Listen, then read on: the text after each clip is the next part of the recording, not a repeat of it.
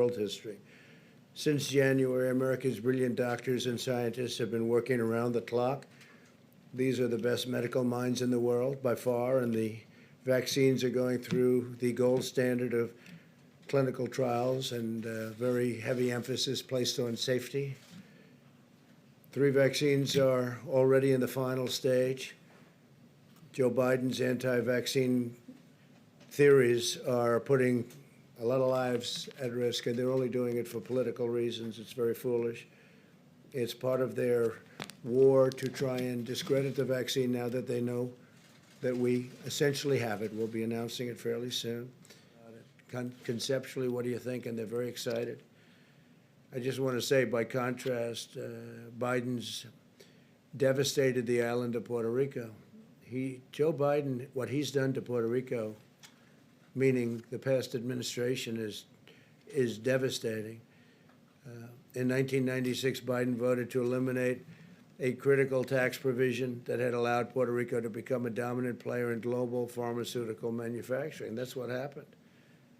When Biden voted to repeal this provision, the pharmaceutical industry was ripped out of Puerto Rico. All incentive to stay there was taken away. And all of the jobs went to China and other places, but mostly to China. That's what happened. This was done with a vote of Biden. This was even before the Obama administration. This was early on, but so sad that was done. And then Obama came in, and it got worse. So for the people of Puerto Rico, they were a disaster for you. And I have to say, in a very nice way, a very respectful way, I'm the best thing that ever happened to Puerto Rico. Nobody even close.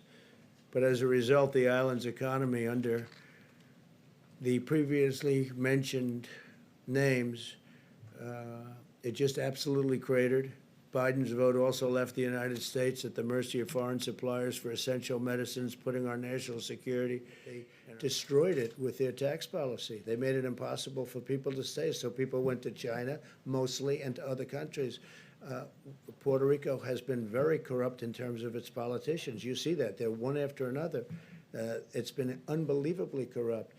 And we're studying that and working on that. And we think we have a good group of people who are working very well with the politicians right now. But I think more exciting than the dollars, and you have to do something with respect to their grid. Their grid is a disaster. Their generators are wiped out, and they've been wiped out for years. If they would raise the price of packaging, you'd end up making a lot of money or breaking even or doing something. The post office has been a mess for many, many generations, but for certainly decades, and it loses a lot of money. It's always lost a lot of money. And one of the reasons it loses a lot of money now is that it's delivering all these packages, and every time they deliver a package, they lose $3 a package or whatever the number may be. So I would suggest that they raise the price of packages, and you might get something where it loses very little, or maybe broke even, or maybe even made some money. Can you imagine a thing like that? And whether it's Amazon or any of the other internet delivery services, if you did that, you'd have a whole different post office. So hopefully they'll be doing that. In the meantime, I know so many people in the postal system, and I've known them over the years. They're incredible people, and they're very secure. They're going to be very secure. You know, the problem they have with the ballots, not the post office, the problem they have with the ballots is the people sending the ballots and the people counting the ballots. And who are they sending them to? Where are they being sent? Are they being sent to the wrong areas? Are they not being sent at all? There'll be tremendous corruption if they don't do something about it. Now, one big hope is that we're in front of numerous federal judges in Nevada. We're in front in Pennsylvania, as you know. We're in front in Michigan. We have numerous court cases out there that are very well advanced, and you'll start seeing decisions, just like we won the case on opening up Pennsylvania. That was a great decision by a judge that came down 2 days ago, and that was a very important decision. So, but we have a lot of very important decisions coming down on the scam of unsolicited ballots, where they're sending out tens of millions of ballots to everybody, people that didn't expect them. People are getting inundated with ballots. They'll be showered with ballots. Everybody in this room knows It's a scam.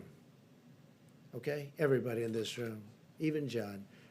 Don't say it, John, because it's a scam. Sending ballots at a level, they are never going to be able to count them. Let me ask Don't you. your officials vote by mail, sir? People in the White House vote by mail, and they heard of the scam. That's different. That's called solicited. When you solicit, when you go out, it's called absentee or solicit. When you go out and you request a ballot, you want to say, I want to vote because I can't be in Florida or I can't be someplace. You request. So you're sending something in. It's handled professionally. They send it back. It's a whole thing. That's much different than unsolicited. When you get millions of ballots, I heard numbers like 80 million ballots. Now, just this week, they had another one of the disasters that took place, an election. But look at what happened in New Jersey, and they had another one in New Jersey, very, very bad, different than Patterson. Look at what happened in New York with your Congressman, Murphy, Maloney, Carolyn Maloney. Look at that. I mean, look at that race. Carolyn Maloney had a race. It was a disaster. Ballots are missing. Ballots are fraud. These are small races.